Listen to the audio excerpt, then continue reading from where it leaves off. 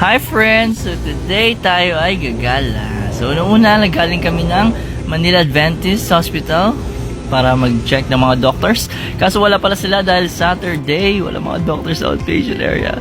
So ayun, Agenda 1, Inc. So Agenda 2, pumunta kami sa Japanese Korean restaurant, kakain kami. At nakapin pala yun sa Cartimar. So nagtingin-tingin na rin kami dyan. So ayan, mga meats sila dyan. Eh, yung pinunta namin kanina, mga bentahan ng mga pangsangyup.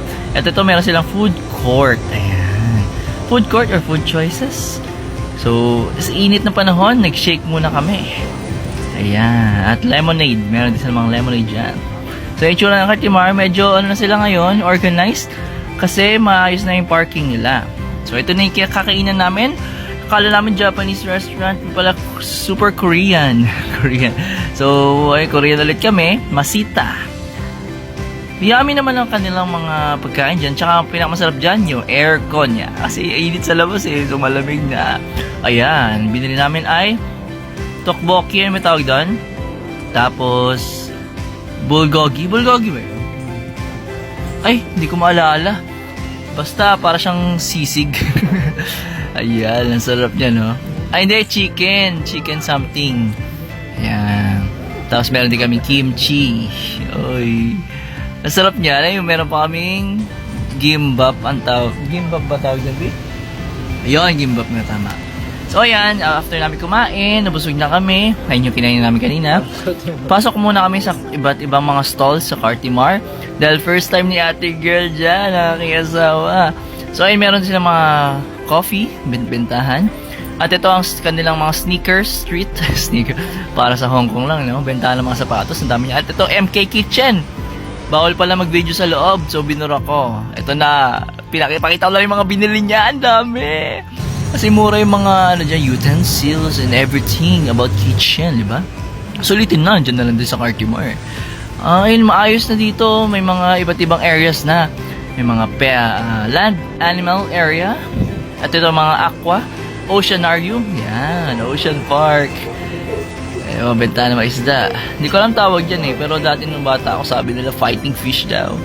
May mga uod, pangkain ng mga isda. At mayroon din silang plantito, plantita. Kung sumamahil ka sa mga plants, bili ka lang dyan. At merong ice cream, sorbet. Tapos mamang sorbetero. Ang sarap naman yan. Nakakamiss yan guys. Ano yung bawat kagat. Sobrang sarap. Ay, wala, may challenge pala ako. Bawal ko ba sabihin yung word na sarap. So ayan, ang cute na aso kanina diba? Ayan, may nakita kong unggoy. Kumakain na ice cream. Ako pala yan. Ayan ang ibon. Ano bang tawag sa mga ganyan? Lovebirds? Lovebirds Pro Max. Ang gaganda kasi ng mga kulay nila yun, no? Ay, mga dogs. Hello. Ang cute nila. Ay, no. Parang probinsya feels yung Cartimar, no? Kasi may nakita kaming parang restaurant. Pasay City's oldest restaurant, pero nahiya ako, di mo na ako bumili. Kasi kami na ipupunta ng... Nagpunta kami Libertad noon kasi naghanap kami ng bulaklak para sa lola ni Clark. Dadalawin namin sa cemetery sa may Pasig. Kaso umulan ng todo, tingnan niyo yan. So nagpatila muna kami, ang bait nga nung nasa junk shop dyan. So sabi nila, mag-stay na kami doon saglit. So ang bait naman nila. Maraming salamat dyan, shout sa inyo kuya. So ayan, pakit-pakit ako dyan. Tapos nagkape muna ako sa may kitabing karinderya. Ayan, coffee ko black nga po ate. Kaso ayan, pagpunta namin doon, after namin pinatila. Kaunti. Baha naman pala sa public cemetery. So agenda number 2. Inc. Wala. Back out kami dyan. Kasi sobra. Retreat. Ayaw alam mo basta yung aming motor. So ayan, linis-linis konti. Ang gulong. Kasi ito nga pala yung flower na hinanap namin kanina. By the way, tsura ko dyan, parang nalugi. So yun lang guys, mabilis lang tayo ngayon. Thanks for watching. Don't forget to like, share, comment, subscribe. Follow for more. Bye. Peace lang, bye.